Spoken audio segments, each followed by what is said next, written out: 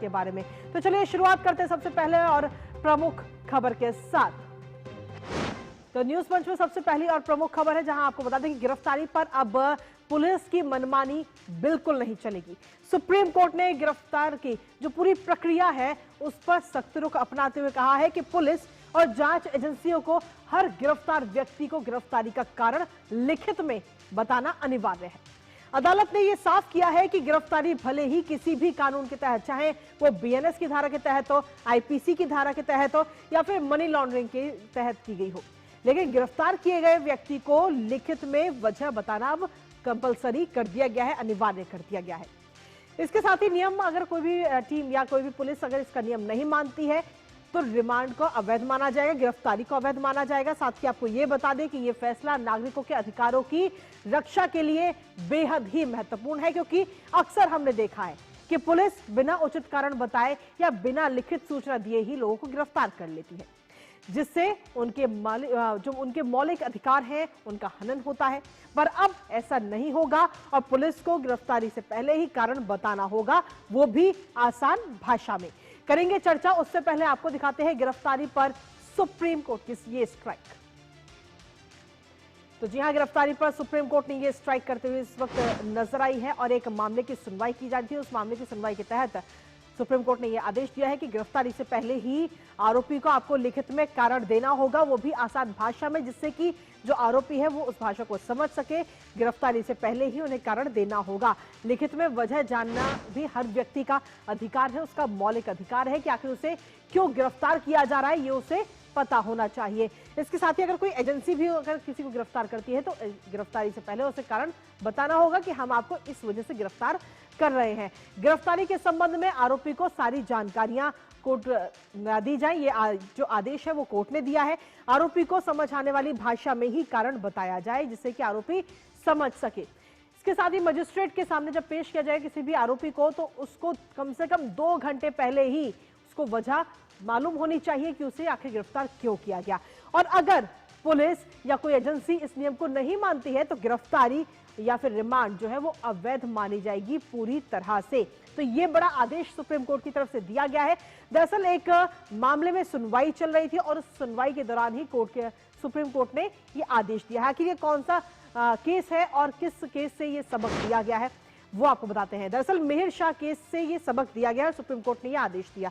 BMW hit and run case का हवाला दिया गया सुप्रीम कोर्ट की तरफ से, जिसमें सीजीआई गवई और जस्टिस मसीह की बेंच की तरफ से यह निर्णय लिया गया है।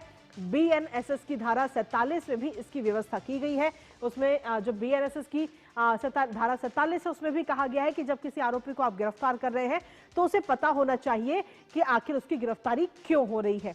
इसके साथ ही कोर्ट ने इस फैसले से समय सीमा भी स्पष्ट कर दी है कि जब मजिस्ट्रेट के सामने किसी भी आरोपी को पेश किया जाएगा तो उससे कम से कम 2 घंटे पहले तो आरोपी को पता होना ही चाहिए कि आखिर उसकी गिरफ्तारी किन वजहों से हुई है। तो सीधे तौर पर सुप्रीम कोर्ट ने यह लक्ष्मण रेखा खींच दी है इस समय।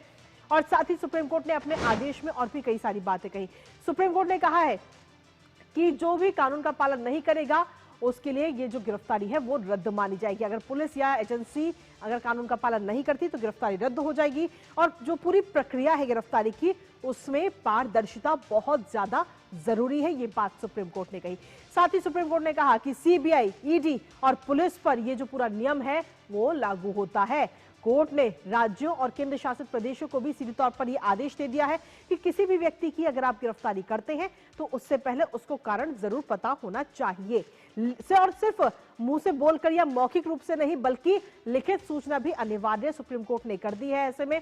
और जब भी कोई गिरफ्तारी होगी, किसी भी व्यक्ति को गिरफ्तार किया जाएगा तो उसको पहले उसकी जो भाषा, आसान भाषा हो, जिस भाषा में वो समझ सके, उस भाषा में लिखित तौर पर उसको जानकारी देना कंपलसरी या यूं कहे कि अनिवार्य कर दिया गया है। इसके साथ ही व्यक्तिगत स्वतंत्रता पर भी बड़ा फैसला सीधे तौर पर लिया गया है। और इसमें बताया गया है कि अनुच्छेद 22 के को मौलिक सुरक्षा का अधिकार इसमें माना गया है। इसके साथ ही गिरफ्तारी अगर किसी भी आरोपी की हो रही है तो उसमें जो संवैधानिक अधिकार है उसका कारण बताना चाहिए, क्योंकि ये उसका अधिकार है।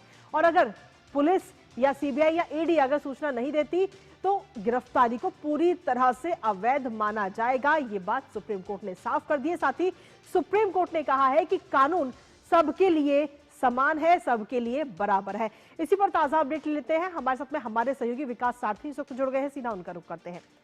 अब विकास, सीधे तौर पर सुप्रीम कोर्ट ने जो आदेश दिया है कि अब किसी भी आरोपी को अगर पुलिस या एजेंसी अगर गिरफ्तार करती है तो उससे पहले ही उसे लिखित में कारण देना होगा और मौखिक रूप से भी कारण बताना होगा, और जो लिखित कारण है वो ऐसी भाषा में होना चाहिए कि आरोपी को वो समझ आ सके, आसान भाषा में। विकास।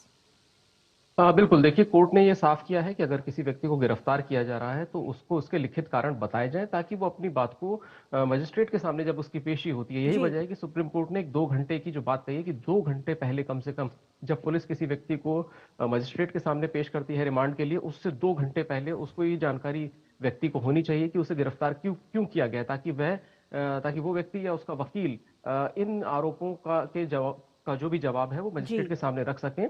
और इसलिए सुप्रीम कोर्ट ने स्पष्ट किया है कि अगर किसी व्यक्ति को कुछ कारण नहीं बताए जाते हैं तो ये अपने आप में रिमांड के खिलाफ एक पूरा मामला बन जाएगा। पुलिस को रिमांड नहीं मिल पाएगी और मजिस्ट्रेट चाहे तो वहीं से उस व्यक्ति को रिहा कर सकता है। दूसरी बात कोर्ट ने ये कही कि जो आप लिखित कारण सप्लाई भी कर रहे हैं व्यक्ति को, तो वो उस भाषा में होनी चाहिए जो उसे समझ में आए, क्योंकि कई बार ऐसा भी पाया गया है कि कारण जो सप्लाई किए गए वो अंग्रेजी में सप्लाई किए गए, जबकि आरोपी को उस भाषा का ज्ञान ही नहीं था। तो इस तरह के जो लूप होल्स हैं उनको देखते हुए सुप्रीम कोर्ट ने ये गाइडलाइंस जारी की है। और यहाँ पर 3 मामले थे। एक आपने जो मुंबई का जिक्र किया, बीएमडब्ल्यू जो हिट एंड रन मामला तो था ही, इसके अलावा 2 और मामले थे। तो कोर्ट ने कहा कि हम इन तीनों मामलों को एक साथ सुनेंगे और इस पर स्पष्टता देंगे कि आखिर कितने समय पहले कम से कम ग्राउंड्स बताए जाने चाहिए, और अगर वो बताए नहीं जाते हैं तो एक्यूज के पास क्या राइट्स हैं। तो कोर्ट ने साफ कर दिया है कि कोई भी परिस्थिति हो, कितनी भी ऐसी परिस्थिति हो जिसमें आईओ जांच अधिकारी कहे कि हम सप्लाई नहीं कर पाए कारण, तो भी 2 घंटे पहले, रिमांड से 2 घंटे पहले उसे वो कारण बताने ही होंगे गिरफ्तार किए गए व्यक्ति को, वरना ये जो पूरी कार्रवाई है पुलिस की वो कहीं ना कहीं शून्य हो जाएगी और व्यक्ति रिहा होने के लिए पूरी तरह से अधिकृत होगा। ये बात सुप्रीम कोर्ट ने साफ कर दी है। जी, इसके साथ ही विकास, अगर हम देखें तो जो बीएनएसएस की धारा 47 है उसमें भी इसका जिक्र किया गया है कि जो आरोपियों से पता होना चाहिए कि आखिर उसको गिरफ्तार क्यों किया गया।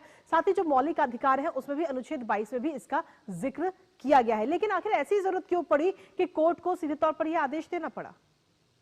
देखिए कोर्ट में ये जो मैंने कहा कि 3 मामले आए थे, इनमें आरोपियों का ये कहना था, जैसे हिट एंड रन वाले मामले में देखें तो जिस आरोपी ने जो ये गाड़ी चला रहा था आरोपी, उसके पिता को भी गिरफ्तार किया गया। तो वो पहुंचे थे, उन्होंने कहा था कि उनको गिरफ्तारी करने की क्या वजह है, क्या कारण है, जबकि वो उस पूरे हादसे में कहीं उनका कोई उल्लेख नहीं है, कोई जिक्र नहीं है, उनको गिरफ्तार किया गया। तो इस तरह से 2 और अन्य मामले थे जहां पर आरोपियों का ये कहना था कि जिन कारणों से किसी दूसरे आरोपी को गिरफ्तार किया गया है उनकी कोई भूमिका ही जब मामले में नहीं बनती है तो पुलिस दबाव बनाने के लिए उनको क्यों गिरफ्तार कर रही है। इसकी एक वजह ये भी है, जो अक्सर हमने देखा है खासतौर से छोटे शहरों में क्या होता है कि अगर कोई आरोपी फरार है तो पुलिस उसके परिवार के लोगों को उठा लेती है। ये बहुत कॉमन प्रैक्टिस है, आपने पाया होगा कि एक आरोपी अगर फरार है तो उसके परिवार के किसी सदस्य को उठा ले। तो लिखित में कारण बताए बिना आप किसी व्यक्ति को ऐसे नहीं उठा सकते। तो अगर किसी अपराध में कोई व्यक्ति शामिल भी है तो आप उसके परिवार के किसी अन्य सदस्य को, जब तक कि वो उस कॉन्स्पिरेसी का हिस्सा ना हो या उस ट्रांजैक्शन का हिस्सा ना हो, उसको गिरफ्तार नहीं कर सकते। तो ये एक बहुत बड़ा सेफगार्ड देने की कोशिश सुप्रीम कोर्ट की तरफ से है कि ये जो कई बार पुलिस इस तरह की कार्रवाई करती है जो बिल्कुल जिस व्यक्ति का कोई लेना देना नहीं है उसको अरेस्ट कर लेती है, इस पर कहीं ना कहीं लगाम लगेगी। क्योंकि रिमांड के लिए जब पेश किया जाए तो कारण व्यक्ति को बताए जाने चाहिए कम से कम 2 घंटे पहले कि उसे गिरफ्तार क्यों किया गया है और उसकी कोई भूमिका इस पूरे मामले में है भी या नहीं। बहुत बहुत शुक्रिया विकास, तमाम जानकारी और अपडेट्स हमारे साथ साझा करने के लिए इस महत्वपूर्ण खबर से।